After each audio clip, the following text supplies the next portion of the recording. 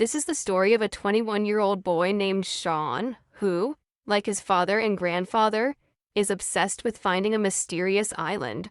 10 years ago, his grandfather set out to search for the same island but never returned. Sean's mother and stepfather Hank believe he is no longer alive, but Sean is convinced that his grandfather is still out there somewhere. He spends his time trying to decode a strange radio message, believing it was sent by his grandfather. In their family, there is a tradition of communicating secrets through coded messages. Sean initially does not want to tell Hank about this because he dislikes him. But when Hank becomes more curious, Sean eventually reveals everything. Hank does not believe him at first, but being a former Navy man, he manages to crack the code. The message confirms that the island does exist and also includes names of several books. Sean immediately goes to the storage room and retrieves those books. And upon examining them, they discover that each book contains a different map. Hank realizes that the maps must be combined, and when he puts all three together, they form a new map that clearly shows the location of the mysterious island. Sean becomes extremely excited and immediately starts packing for the journey, but Hank is still not convinced and strongly refuses to let him go. Angry and disappointed, Sean walks away. Hank, not wanting to break Sean's heart, later speaks to Sean's mother and suggests that maybe they should allow him to go so he can find peace. Sean's mother agrees, and the next day Hank surprises Sean with tickets for the mysterious journey. But Sean is not as happy as Hank expects, because Hank is also coming with him. The next morning, they both arrive at the port of Palau. To reach the map location, they need a boat, so they speak to a local man, but he refuses. He warns them, "Where you want to go, there is no island, only a storm." At that moment, another man calls out from behind and offers to take them, as Hank is willing to pay him a good amount of money. Their ride turns out to be an old, broken, rusted helicopter, and his daughter Kailani also joins them on the journey. Hank has no other choice, so at Sean's insistence, they take off in the helicopter. Just from the takeoff, Hank realizes this journey will not be easy. Soon after, they get caught in a massive and dangerous storm. Before they even understand what is happening, it is already too late. The helicopter goes out of control and begins to crash toward the ocean. When they regain consciousness, they find themselves on a strange, rocky island with no signs of life anywhere. Everything is covered in stones and cliffs with no trace of civilization. Then Sean notices a small path between the rocks, and they all follow it to the other side of the island. What they discover there is far more shocking than anything they could have imagined. Everyone finally realizes that Sean was telling the truth, because the mysterious island is right in front of them. Everything here is reversed in size. Large animals are small, while small creatures are enormous, like elephants. Suddenly they notice smoke rising from a distant area, and Sean believes that his grandfather might be there, so they all head in that direction. After walking for a while, they think they are stepping on rocks. But when cracks appear, they realize they are actually walking on giant eggs. Everyone is shocked by their massive size, and then they see a gigantic chameleon sleeping nearby, far bigger than anything they have ever seen. They slowly try to move away quietly, but Kailani's father accidentally falls into one of the eggs, making a loud noise and waking the chameleon. Now it notices them and begins chasing them as they run for their lives. The chameleon is furious because they have broken its eggs and refuses to stop. It follows them relentlessly until it finally appears in front of them and blocks their path, ready to take revenge for its broken eggs. But then a miracle happens. Huge trees tied with ropes suddenly swing at high speed and crash into the chameleon, knocking it unconscious on the spot. This entire rescue is carried out by Sean's grandfather. Seeing his grandfather alive, Sean is overwhelmed with joy, while Hank is completely shocked as he believed he had died long ago. Slowly, everything Sean had ever said begins to prove true, things Hank never believed before. Sean's grandfather takes everyone to his home, a structure that seems impossible to exist on such a strange island. Yet it is more advanced and beautiful than any house in the normal world. The house is built from the remains of his old ship, which he had used when he first arrived on the island. Inside the house, there is also a radio through which he had sent the coded message to Sean, but it only works once a month, and now they must wait 2 more weeks for it to function again, meaning everyone has to stay on the island for that time. The next day, the grandfather takes them around the island and shows them a place where they discover an enormous and magnificent ancient city, shaped like a dagger, a sight that leaves everyone speechless.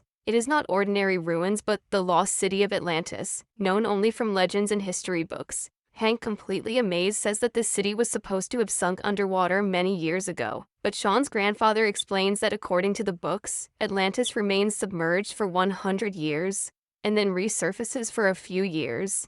Hank then looks down at the water, and after checking it realizes it is salty like seawater. He immediately understands that this is not normal, and says that ocean water cannot rise this high, which means the island is about to sink.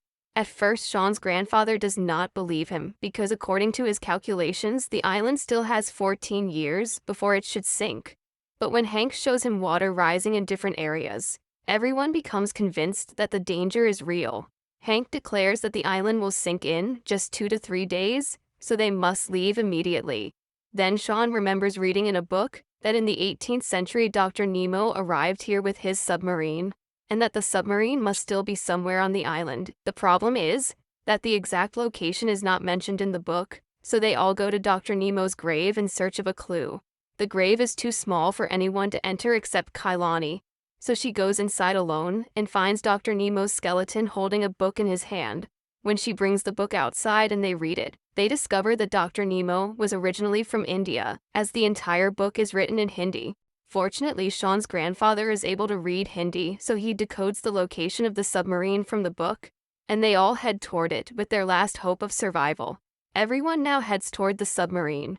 The island feels like a dream for them. Some things are so beautiful that they leave you in awe, while others are so terrifying that they make your soul tremble. Along the way, they see something unbelievable. The island's volcano is not spewing lava, but gold. Excited by this sight, Sean insists on going there, but Hank stops him. After a brief argument, Sean angrily moves ahead on his own. After walking further, they reach a large mountain that must be crossed to continue their journey. Sean's grandfather, who knows the island well, rides a giant bee and tells everyone to do the same. Hank is initially scared, but out of necessity. They all mount giant bees and begin flying, reaching the other side of the mountain within minutes. However, the journey is not easy. On the way, they are chased by a bird as large as an elephant. Everyone gets off to escape, but Sean is still in the air and somehow traps the bird in a giant spider web. In the process, Sean fractures his leg. Since night has already fallen, they decide to rest there. At night, they sit together and talk. But in the morning, as soon as water touches Sean's hand, he suddenly wakes up and immediately alerts everyone. Hank immediately realizes that, instead of the 3 days he had estimated for the island to sink, they now have only 2 hours left. This means time is running out. Soon after, they discover that Kailani's father is missing. At first, everyone assumes he must be nearby, but Kailani realizes that he has likely gone toward the gold-spewing volcano, especially after a conversation they had the night before about wealth and poverty. Unable to leave her father behind to die, she decides to go and search for him. Sean also wants to accompany her, but his leg is fractured and time is extremely limited. Therefore, it is decided that Sean's grandfather will go with Kailani while Sean and Hank prepare the submarine so everyone can escape on time. They only have one map, but Sean takes a photo of it on his phone, solving the problem. The group splits up. Sean and Hank head toward the submarine. As Kailani suspected, her father is indeed there, having found the gold, but it turns out to be an enormous gold rock that is almost impossible to carry away. Kailani then comforts her father, saying, "You are my greatest treasure." Hearing this, his heart melts and he becomes emotional. He gives up the gold and agrees to return with them. Meanwhile, Sean and Hank also reach the submarine's location, but they cannot find it anywhere. Sean is about to give up and turn back when Hank notices a staircase leading underwater and realizes that due to the rising water, the submarine has sunk beneath the surface. Now, they must dive in to find it. Hank quickly builds a makeshift oxygen mask that can only be used once. Taking a deep breath, both of them jump into the water and soon manage to locate the submarine.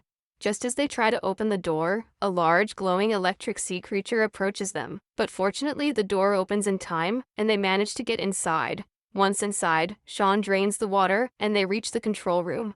On the other side, Kailani, her father, and grandfather are lost due to a broken compass.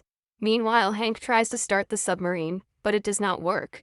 When they check the engine room, they discover that the battery is dead and needs a powerful electric charge to restart. At that moment, Hank gets an idea and tells Sean that they can use the electric sea creature to recharge the submarine's battery. He takes a large metal arrow connected to wires attached to the submarine's battery and goes outside. Hank lures the electric sea creature toward him, and as soon as it gets close, he throws the arrow straight into its mouth. A massive spark is released instantly, and that energy recharges the submarine's battery. Meanwhile, the mysterious island begins to collapse completely. The grandfather, Kailani, and her father are also in danger, but they manage to jump into the sea just in time. Fortunately, Sean and Hank reach them with the submarine and save everyone. However, their troubles are not over yet. A huge rock blocks their path ahead. Hank uses the submarine's missile to destroy the rock, allowing them to move forward safely. After so many challenges, everyone finally survives and escapes happily. During this journey, Sean and Kailani also develop a sweet bond, which they finally express at the end. Sometime later, Kailani starts living with Sean at his home, while her father now earns a good income by taking tourists around in Nemo's submarine. Sean also finally accepts Hank, and this is where the movie ends. If you liked the video, don't forget to subscribe to the channel, like the video, and comment the name of your favorite character from the movie.